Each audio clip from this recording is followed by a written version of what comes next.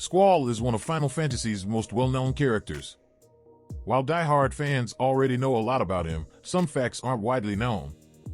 Many people consider Final Fantasy VIII to be the franchise's black sheep, an unfortunate outcome that resulted primarily from the game's failure to fill the shoes of its wildly successful predecessor, which was a task that would have been nearly impossible from the start.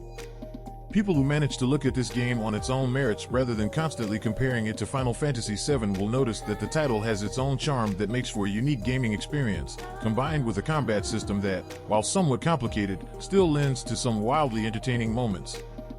Squall, the protagonist of Final Fantasy VIII, is a big part of what makes the game so memorable. While he may be the punchline to most emo jokes, Squall's self-doubt and hatred are something that most people can relate to. Welcome to the Quick List. If you are new to this channel, just hit the like and subscribe button to get more videos such as this. Now let's continue to the 10 facts about Squall that most people are unaware of. Number 10. He is the first character designed by Nomura for Final Fantasy VIII. With Squall as the series protagonist and the story's focal point, it's only natural that he was the first character created for the series.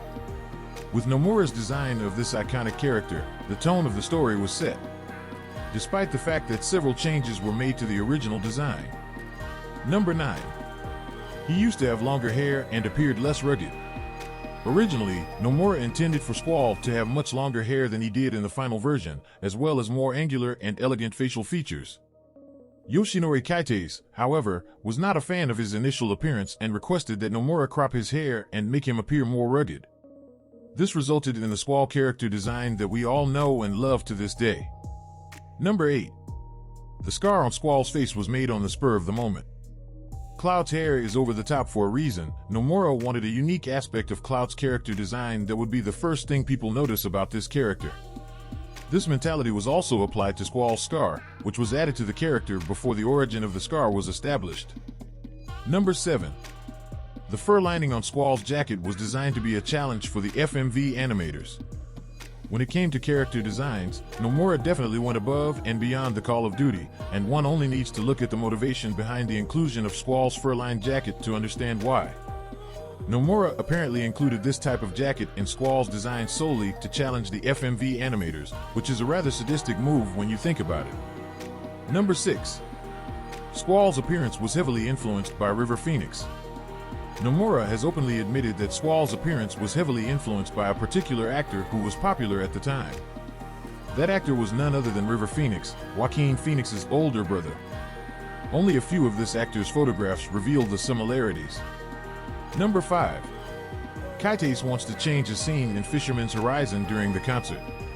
Most people dismiss Squall as an edgy character with a lot of angst for the sake of it, but those who can look past the seemingly annoying nature of Squall's behavior will be able to understand the turmoil that this man goes through on a daily basis.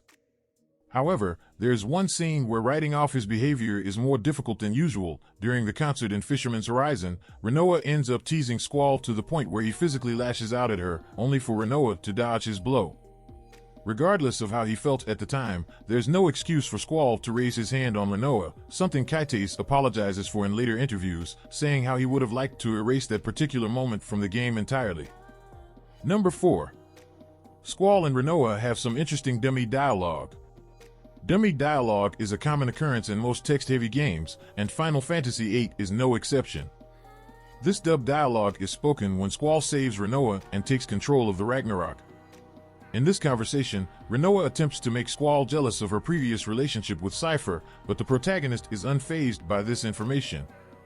This prompts Rinoa to observe that Squall isn't particularly concerned with anyone's past. Number 3. His name is a clever on-the-nose allegory for his personality. Squall is a small but intense storm, a direct reference to the inner turmoil that Squall feels as a result of his feelings of self-doubt and a lack of belonging in anything. Meanwhile, Leonheart is a direct reference to the word Lionheart and refers to Squall's courage, which grows over time as he begins to believe in himself and guide his team to save the world. Number 2. Laguna is almost certainly his father. While this hasn't been confirmed outright, the implications are significant enough for people to confidently claim Laguna is Squall's father. After all, Rain was pregnant when Laguna left Wind Hill, and it's not difficult to imagine that after Rain died, both their child and Elone were taken to Edia's orphanage. The fact that Kiros and Ward discuss Squall's father in cryptic terms lends credence to this theory. And number 1. The creators have disproved the theory about his death. One of the most intriguing and well-thought-out theories in gaming history involves Squall dying after being pierced by Edia's attack, and the rest of the game being a dream sequence with a slew of ridiculous events happening in quick succession. While Kaites has rejected this theory, he has expressed interest in further exploring this angle in the event that Final Fantasy VIII receives the coveted remake treatment. Interested in more random facts about Final Fantasy characters? Comment it down below and I might just make a video of it. This has been Dave of the Quick List. Don't forget to like and subscribe. And I'll see you on the next one.